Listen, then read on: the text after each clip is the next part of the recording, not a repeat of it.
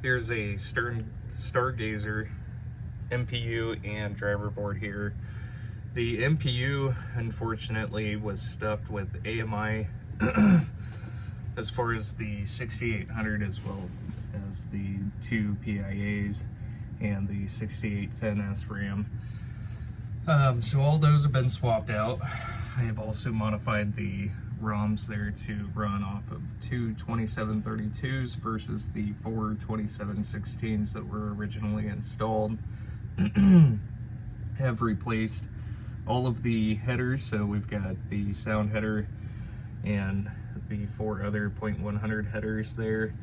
Have re-socketed everything, so everything's got a new dual wipe socket. Aside from the two SRAMs here, which are the 5101s, I've installed SIP sockets, so if the customer plans on getting a NVRAM here for the MPU, it's going to be very easy to install there. And also installed a coin cell battery holder in case they wanted to install a battery onto the board. And then the solenoid driver board, we've got all brand new .156 headers, as well as the .100 headers there. Got a new filter capacitor, and the LM323K voltage regulator was actually on its way out. I did the mod to where you take out the two resistors that help boost the 5 volts there, and that just basically I can't think of the word I'm wanting to say here, but you're just basically getting the 5 volts there from the voltage regulator, rather than getting the boosted 5 volts. And with the old voltage regulator, even with taking out the two resistors, we were still getting, I believe it was 5.2, and it's supposed to be an even 5 volt output there from the voltage regulator. And so I've got one that I have pulled from another board. These are obsolete.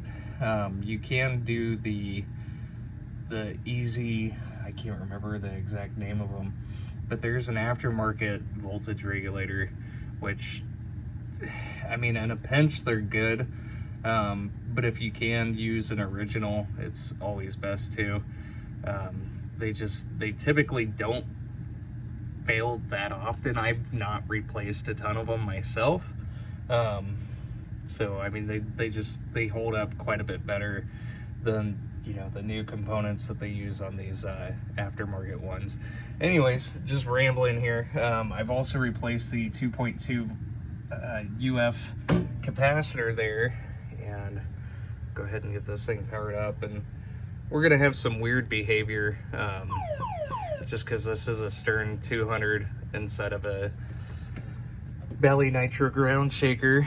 And here you can see the lamp matrix, everything working. And so the game is fully booting now.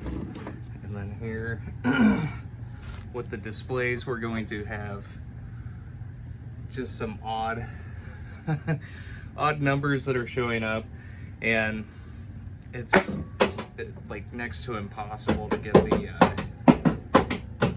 displays to actually show how they're supposed to. They're not going in and out like that. That's just the camera itself.